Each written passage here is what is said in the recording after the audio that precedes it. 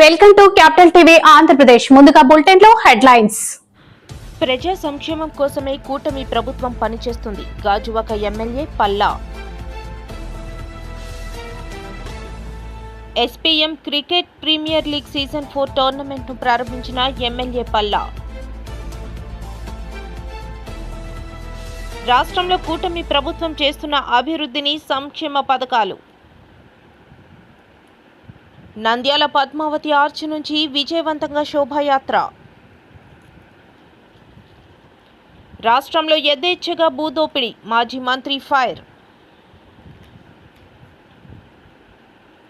ఎన్నికల ముందు అబద్ధాలు, గెలిచిన తరువాత కూడా అబద్ధాలు.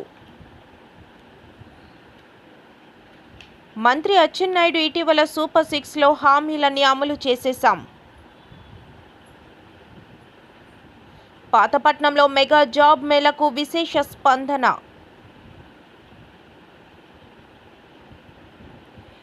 ఈగో పాలన దేనికి? చంద్రబాబు రైతుల కష్టాలు పట్టని పవన్ కళ్యాణ్ రీల్ స్టార్ అనిపించుకున్నాడు. ప్రజా సంక్షేమం కోసమే కూటమి ప్రభుత్వం పనిచేస్తుంది. గాజువాక ఎమ్మెల్యే పల్లా. ప్రజా సంక్షేమం కోసమే కూటమి ప్రభుత్వం పనిచేస్తుంది. గాజువాక ఎమ్మెల్యే పల్లా.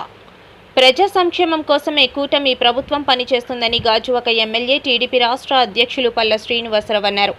విశాఖ జిల్లా గాజువాక 76వ వార్డ్ పరిధి రామచంద్రనగర్ జరిగిన కార్యక్రమంలో ఆయన ముఖ్య అతిథిగా పాల్గొని 3 కోట్లతో చేపట్టనున్న మేజర్ గెడ్డ అభివృద్ధి పనులకు వార్డు కార్పొరేటర్ గంధం శ్రీనివాసరావుతో కలిసి శంకుస్థాపన చేశారు. అనంతరం సుపరిపాలనలో తొలి అడుగు కార్యక్రమాన్ని ప్రారంభించారు. వార్డుని మోడల్గా అభివృద్ధి చేసేందుకు కృషి చేస్తానని చెప్పారు. గెడ్డ ఆధునీకరణతో ఇక్కడి దశాబ్దాలుగా ఉన్న సమస్య పరిష్కారం అవుతుంది అన్నారు. డంపింగ్ యార్డ్ నుండి ఎదురవుతున్న సమస్యను పూర్తిగా పరిష్కరించేందుకు క్లోజ్ టైప్ డంపింగ్ యార్డ్ నిర్మించనున్నట్లు తెలిపారు. గాజువాక సమన్వయకర్త ప్రసాదుల శ్రీనివాస్, వార్డు అధ్యక్ష కార్యదర్శులు జిత్తుక రాజు, కూన వెంకట్రావు, రమణ, నారాయణ తదితరులు పాల్గొన్నారు. ఉన్నటువంటి 76వ వార్డులో స్థానిక కార్పొరేటర్ సోదరులు గంధం శ్రీని గారి ఆధ్వర్యంలో సుమారు 3,47,00,000తో ఈ గెడ్డ ఏదైతే ఈ పెద్ద గెడ్డ ఉందో ఆ గెడ్డ రక్షణ బండ కోసం మరి దాన్ని సుందరీకరించడం కోసం ఆ రిటైనింగ్ వాళ్ళు స్టోన్ సోలింగ్ మరి కార్యక్రమానికి శ్రీకారం జరిగిందండి. మరి ఇది ఈ ప్రాంతాన్ని సుందరీకరించాలి, అలాగే ఆ దుర్వాసన ఏదైతే ఉందో అది రాకుండా చేయాలి అన్న ఉద్దేశంతో ఈరోజు ఈ ఆలోచన చేయడం జరిగింది. దీంతో ఎప్పుడైతే ఈ బండ పూర్తి అవుతుందో, ఈ రిటైనింగ్ వాళ్ళు ఈ స్టోన్ సోలింగ్ వర్క్ పూర్తి అవుతుందో తర్వాత గ్రీనరీ, పూర్తి స్థాయి గ్రీనరీ చెట్లు వేయించడం, ఆ గ్రీనింగ్ కార్పొరేషన్తో ఈ వర్క్ అంతా తీసుకునేటట్టుగా చేయిస్తామని కూడా సందర్భంగా తెలియజేస్తూ, అలాగే ఈరోజు కూటమి ప్రభుత్వం అధికారంకి వచ్చిన తర్వాత అభివృద్ధి, సంక్షేమాన్ని, వసతులు మళ్ళీ అలాగే సంపద సృష్టిని, సేవా కార్యక్రమాన్ని అన్ని కూడా సమపాల్లో తీసుకెళ్తున్నటువంటి తీరు ప్రతి ఒక్కరు గమనించాలి. భవిష్యత్తులో స్వర్ణాంధ్రప్రదేశ్ నిర్మాణం చేయడానికి కూటమి ప్రభుత్వం కృషి చేస్తుందని చెప్పి ఈ సందర్భంగా తెలియజేస్తున్నాం. ఈ సందర్భంగా ఈ వర్క్ శాంక్షన్ చేసినందుకు గాను ముఖ్యమంత్రి గారికి, అలాగే ఉప ముఖ్యమంత్రి గారికి, లోకేష్ బాబుకి, బీజేపీ నాయకత్వానికి, అలాగే నారాయణ గారికి, జీవీఎంసీ కమిషనర్ గారికి కూడా ప్రత్యేకంగా ధన్యవాదాలు తెలియజేస్తున్నాను. నమస్కారం. శుభపరిణామం. కారణం అంటే గత 4-5 టర్ముల నుంచి కూడా ఒక వారం రోజుల నుంచి ఇక్కడ ప్రోగ్రాం 76వ వార్డులో ప్రోగ్రాం పెట్టాలని చెప్పేసి నిర్ణయించుకోవడం, మన ఎమ్మెల్యే గారికి అనివార్య కారణాల వల్ల స్టేట్ పార్టీలో ప్రోగ్రామ్స్ ఉండడం వల్ల ఆయన రాలేకపోవడం.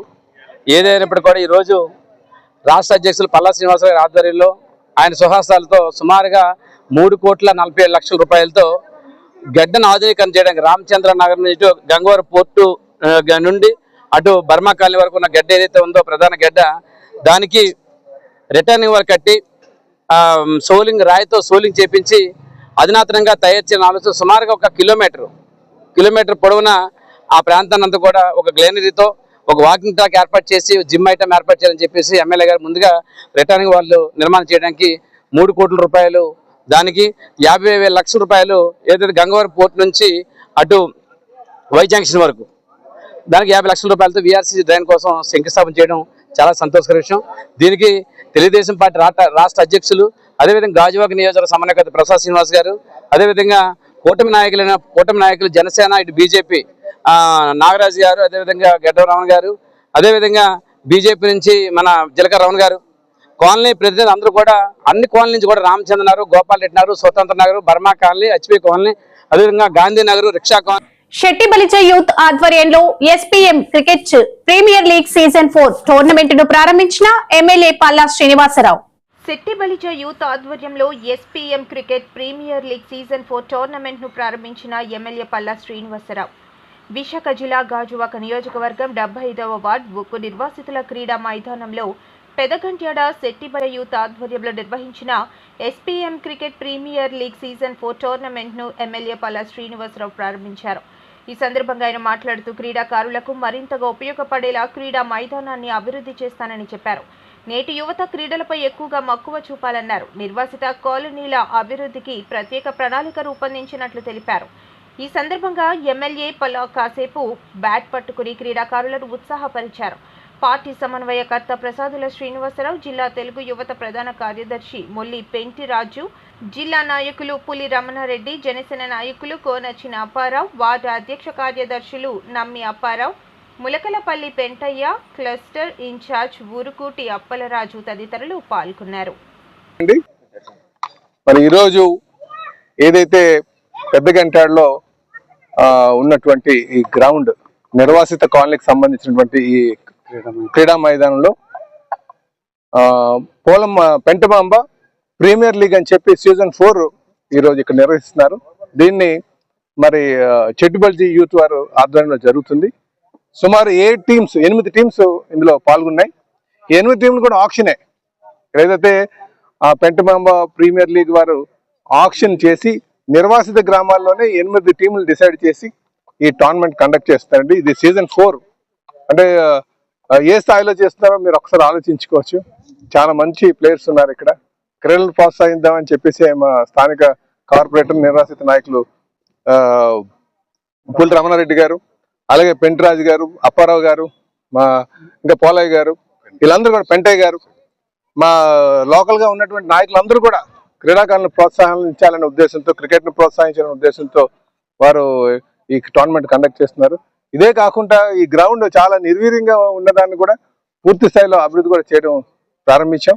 భవిష్యత్తులో మంచి క్రీడా మైదానం కూడా తయారు చేస్తామని చెప్పి తెలియజేస్తూ ఇందులో పాల్గొన్నటువంటి టీమ్స్ అందరికీ కూడా నేను మనస్ఫూర్తిగా అభినందనలు తెలియజేస్తూ ఆల్ ది బెస్ట్ తెలియజేస్తున్నాను. క్రీడాకారులందరికీ కూడా తెలియజేస్తున్నా, ఇది ఎప్పుడన్నా గేమ్ అంటే స్పిరిట్ అన్నమాట. గేమ్ స్పిరిట్ తో ఆడాలి, విన్నింగ్ కాదు. విన్నింగ్ ఎప్పుడు అనుకోవద్దు. విన్నింగ్ ఆఫ్ కోర్స్ మనం ఖచ్చితంగా మనం తీసుకోవాలి. కానీ రాష్ట్రంలో కూటమి ప్రభుత్వం చేస్తున్న అభివృద్ధిని, సంక్షేమ పథకాలను ఇతర రాష్ట్ర నేతలు చూస్తున్నారని, దేశం మొత్తం మెచ్చుకునేలా నారా చంద్రబాబు పాలన ఉందని శ్రీకాకుళం నియోజకవర్గ శాసనసభ్యులు గొండు శంకర్ అన్నారు. కరెంటు బిల్లులు కడుతున్నారు, అన్ని వాటర్ ట్యాక్స్ కడుతున్నారు, అన్ని రెగ్యులర్ గా మీరు కట్టండి, ఏవి ఆపొద్దు. ఎందుకంటే మీకు చిరకాల కోరిక ఇది మేము తీర్చడానికి మేము సర్వశక్తులు తీరుస్తాం. ఇప్పుడే చెప్పినట్టు అచ్చెన్నాయుడు గారు, రామన్న అందరి సహకారంతో మేము తప్పకుండా ఇది క్లియర్ చేస్తాం. మీరందరూ ఎప్పుడు మా ప్రభుత్వానికి, ఎన్డీఏ కూటమికి, అలాగే ప్రతాపానికి, ఇక్కడ ఉన్న నాయకులందరికీ మీ మద్దతు ఉండాలి. ఈ రోజు ఈ కార్యక్రమం ఇంత రాత్రి అయినా మీరు ఇంత దిగ్విజయం చేసినందుకు, అలాగే ఈ కార్యక్రమంలో పాల్గొన్నటువంటి town party president Madarapu Venkatesh అన్నకి, అలాగే మాజీ కౌన్సిలర్ పాండ్రంగ శంకర్ గారు, జయమ్మ, పద్మమ్మ, శ్రీదేవి, బాలామణి, రాజు, హరి, రామారావు, భాను, మిగతా అందరు పెద్దలు అందరూ, హరీష్, చాలా మంది అందరూ ఉత్సాహంగా పాల్గొన్నారు. సో వారందరికీ పేరు పేరున మా హృదయపూర్వక నమస్కారాలు. ఆ చిట్టుబాబు మేసారు ఇక్కడ మేసారికి ఇదే ప్రాబ్లం పక్కనుండి వాళ్ళకి. అలాగే రోడ్స్, డ్రైన్స్ చెప్పారు. ఇంకా వాటర్, ఇక్కడ తాగునీరు సమస్య ఏముంటే దాన్ని కానీ, రోడ్లు, డ్రైనేజీలు అన్ని మేము తీరుస్తాం. మొన్న కూడా మీటింగ్ పెట్టుకున్నాం ఈ డివిజన్ కార్యకర్తలతో. తప్పకుండా రేపు మళ్ళీ ఒక 10-15 రోజుల్లో సచివాలయ సిబ్బందితో నేను మీటింగ్ పెట్టి చేస్తాం. ఈవేళ మీ వాళ్ళు నా కాడికి లిస్టు పట్టుకుని వచ్చారు. నేనేం చెప్పానంటే మీ దగ్గర ఉన్న current bill, Aadhaar card, ration card, tax అన్ని ఇంటి పన్ను జిరాక్స్ తీసి ఒక సెట్ పిన్ను కొట్టేసి ప్రతి ఒక్కరూ నాకు ఇవ్వాలి. తర్వాత మా పని మేము చేస్తాం. ఓకేనా? సో మీరందరూ ఆలోచించాలి. ప్రభుత్వం వచ్చి సంవత్సరం అయింది. గత 5 సంవత్సరాల పరిపాలన మీరు చూశారు. రాష్ట్రం పూర్తిగా అధోగతి పాలు చేశారు. పెన్షన్ 3,000 అని చెప్పి అన్నాలు 5 సంవత్సరాలు చేశారు. మనం 4,000 అన్నాం, 4,000 ఇచ్చాం, 3,000 6,000 వికలాంగులు ఇచ్చాం, 5,000 10,000 చేశాం, 10,000 15,000 చేశాం. 3 సిలిండర్లు అన్నాం, 2 సిలిండర్లు ఆర్డర్ ఇచ్చాం. కొంతమందికి ఒకటి పడింది, 2ది కూడా పడుతుంది. ఇక మత్స్యకారుల విషయంకి వస్తే 10,000 అన్నాము, వాళ్ళు ఇస్తే మనం 20,000 ఇచ్చాం. రైతులకు భూమి ఉంటే వాళ్ళు 14,000 ఇస్తే మనం 20,000 ఇస్తున్నాం. ఇంకా అన్నా క్యాంటీన్లు తెరిచాం. అన్ని వాళ్ళకంటే డబుల్. తల్లికి వందనం, ఎంతమంది పిల్లలు ఉంటే అంతమందికి ఏవో ఎక్కువ మీటర్లు ఉన్నాయి ఇవన్నీ వస్తే అవి కూడా సరిచేసి. నంద్యాల పద్మావతి ఆర్చి నుంచి విజయవంతంగా శోభాయాత్ర. ఆంధ్రప్రదేశ్ బీజేపీ రాష్ట్ర అధ్యక్షులు పివిఎన్ మాధవ్ నేతృత్వంలో నంద్యాలలో పద్మావతి ఆర్చి నుంచి నిర్వహించిన శోభాయాత్రలో ఉత్సాహంగా పాల్గొన్న కార్యకర్తలు కాషాయమయమైన నంద్యాల.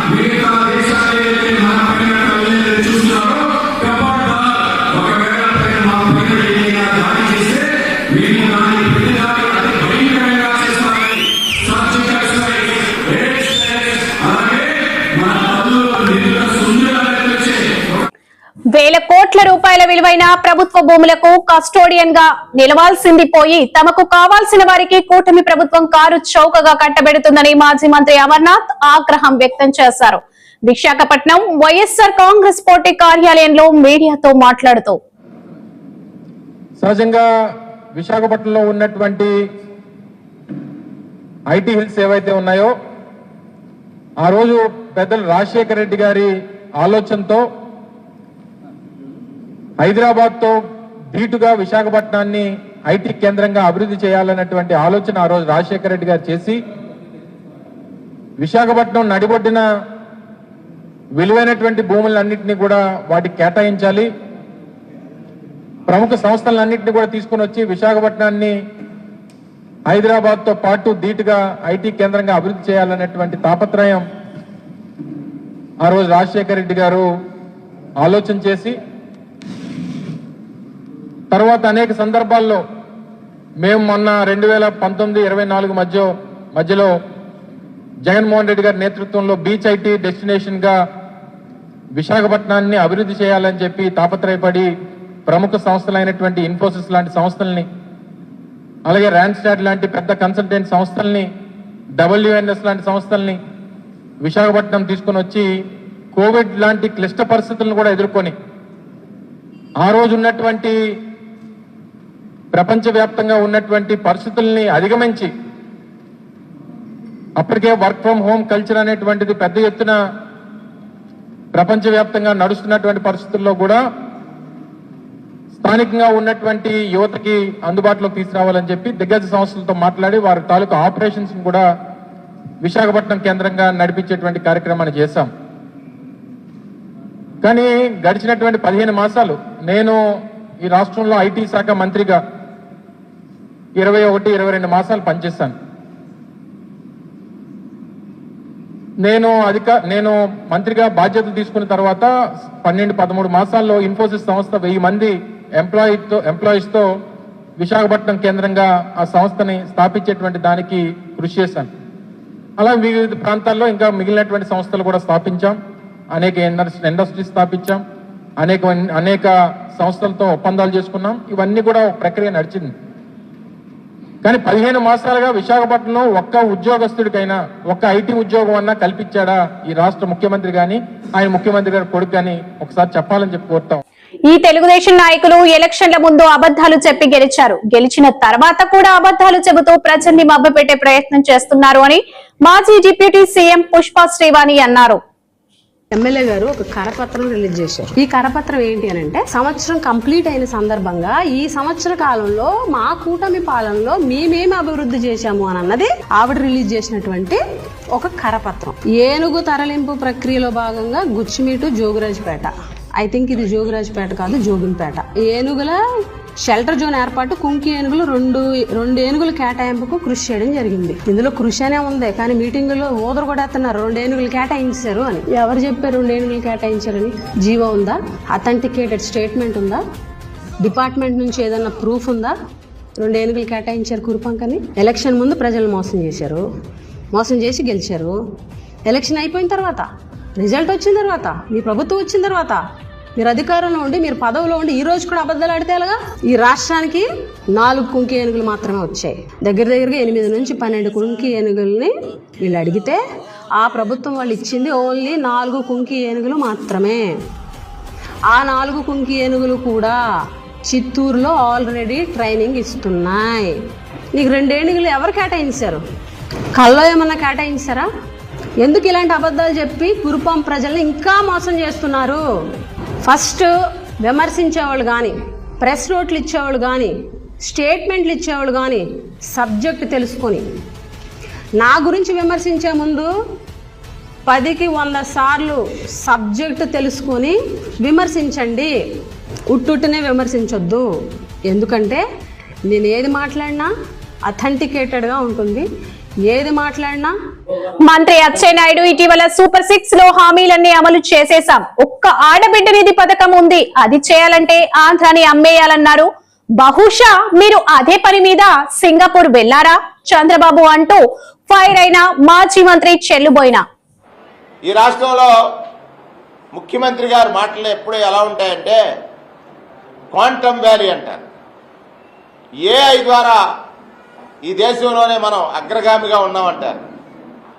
ఎక్కడో ఎలాన్ మస్క్ గురించి ఒకసారి పేపర్లో చదువుతారో లేకపోతే చూస్తారో, దాన్ని మించిన నాలెడ్జ్ నా దగ్గర ఉందంటారు. నేను సూటిగా అడుగుతున్నాను, ముఖ్యమంత్రి గారు మీరు క్వాంటమ్ వ్యాలీ తీసుకొచ్చినా, ఏఐ తీసుకొచ్చినా, లేదా కొత్తగా ఏదో P4 చెప్తున్నారు, ఏది తీసుకొచ్చినా వ్యవస్థలో నడుస్తున్నటువంటి సంక్షేమానికి సంబంధించిన హాస్టల్స్ పరిస్థితి మీరు చూసారా? మాట్లాడితే సింగపూరు, జపాను, లేకపోతే అమెరికా ఇటువంటి దేశాలను పోల్చుకునే మీరు ఈ హాస్టల్లో పిల్లలు పడుతున్నటువంటి అగచాట్ల గురించి పట్టించుకున్నారా? సాక్షాత్ మీ హోంమంత్రి గారు ఒక హాస్టల్కి వెళ్ళి భోజనం చేసి ఆ రైస్ బాగోలేదు, రేషన్ రైస్ ఎందుకు ఇక్కడ ఇస్తున్నారని అడిగారు. అంటే ఇది ప్రభుత్వ వైఫల్యం కాదా? రేషన్ రైస్ బాగోలేదని సాక్షాత్తు మీ కేబినెట్ మంత్రి చెప్తే దాని మీద మీరు తీసుకున్నటువంటి బాగోలేని రైస్ని మార్చడానికి చేసిన ప్రయత్నాలు ఏమిటి? ఏ హాస్టల్లో చూసినా నీలపప్పు, మురికి, హాస్టల్లో ఎక్కడ పిల్లలు పడుకోవడానికి చెద్దరులు లేవు, దుప్పట్లు లేవు, దోమల మయం. మీరు గతంలో ఒకసారి దోమల మీద యుద్ధం చేశారు. ఇవాళ హాస్టల్ పిల్లల రక్తం అంతా కూడా పీల్చేస్తున్నాయి. హాస్టల్ పిల్లలు ఇవాళ రోగాల బారిన పడుతున్నారు. బీసీ హాస్టల్ అవ్వచ్చు, ఎస్సీ హాస్టల్ అవ్వచ్చు, ఎస్టీ హాస్టల్ అవ్వచ్చు, ఎక్కడే సరైన మరుగుదొడ్ల వసతి.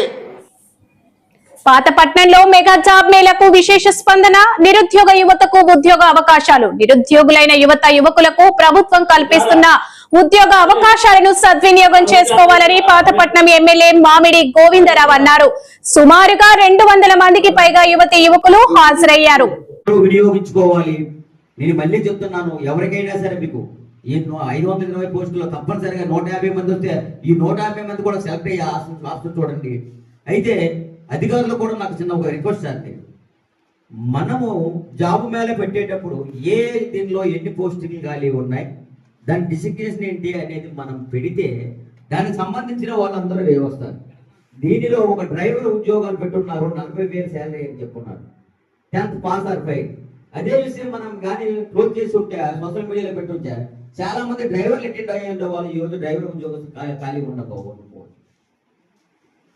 అంటే ఇలాంటివి నేను చూశాను కొన్ని విషయాలు. దయచేసి మీరు కూడా ఎన్ని ఖాళీ ఉన్నాయి జస్ట్ జాబ్ మేళకి వెళ్ళే ముందు మాకు ఇస్తే మేము కూడా ఈనాడు, జ్యోతి, కొన్ని పేపర్స్ లో మేము కూడా ఒక యాడ్ రూపంగా ఏమైపోతే ఎంత అయిపోతుంది, ఒక యాడ్ రూపంగా మేము బిఫోర్ గా 2 days ఇస్తే తప్పనిసరిగా ఇక్కడ ఉన్న పిల్లలందరూ దాన్ని వినియోగించుకుంటారు. చాలా మంది ఇప్పుడు మీరు ఉన్న కాల్గేట్ గురించి చాలా పోస్టులు నేను చూశాను, దాని గురించి చెప్పుకోవడం అవకాశం ఉంది. ఇంకోటి మీకు విషయం చెప్పాలి, నాకు మొన్ననే ఒక వ్యక్తి title company, Japan title company corporated ఓ కంపెనీ కలిశారు. ఆయన ఎంతమంది పిల్లలు ఉన్నా పిల్లలు 5-2 ఉండాలి, 8-5-2 ఉండాలి, అది ఒక్కటే క్వాలిఫికేషన్. ఇంటర్మీడియట్, డిగ్రీ, డిప్లొమా ఏదైనా. ఈగో పాలన దేనికి? చంద్రబాబు రైతుల కష్టాలు పట్టని పవన్ కళ్యాణ్ రీల్ స్టార్ అనిపించుకున్నాడు. చేతనైతే అర్హులందరికీ పథకాలు అందజేయండి. కోడిగుడ్ల ఆధ్వర్యంలో భారీగా హాజరైన ప్రజానీకం. 41వ వార్డులో బాబు షూరిటీ మోసం గ్యారంటీలో వాసుపల్లి. ఈ రాష్ట్రానికి ఏమైనా సాధించాడు అని అంటే 700 రూపాయల ticket. Harihara Veeramallu utter flop మూవీకి 700 రూపాయలు టికెట్ పెట్టారు. I ask deputy CM Pawan Kalyan sir, do you know what is the kg mangoes cost for the Chittoor జిల్లా? అక్కడ ఉండే రైతుకి గిట్టుబాటు ధర ఎంత ఇస్తామన్నారో తెలుసా నీకు? క్రషర్స్ 5 రూపాయలు ఇస్తామన్నారు కేజీకి. కళ్ళు కనిపించాయా నీకు? సినిమాలు చేసుకుంటా ఉన్నావు నువ్వు. 5 సంవత్సరాలు పరిపాలన చేయవయ్యా. 5 సంవత్సరాలు అయిన తర్వాత అలాగే మీరు ఓడిపోతారు, అప్పుడు మీరు సినిమాలు మళ్ళీ చేసుకోండి. కంటికి రెప్పల వలె ఈ యొక్క గవర్నమెంట్ కాపాడుకోండి. 700 రూపాయలు టికెట్ అయితే మామిడిపళ్ళు ఎన్ని కేజీలు వస్తున్నాయండి? 350 కేజీలు మామిడిపళ్ళు అంటే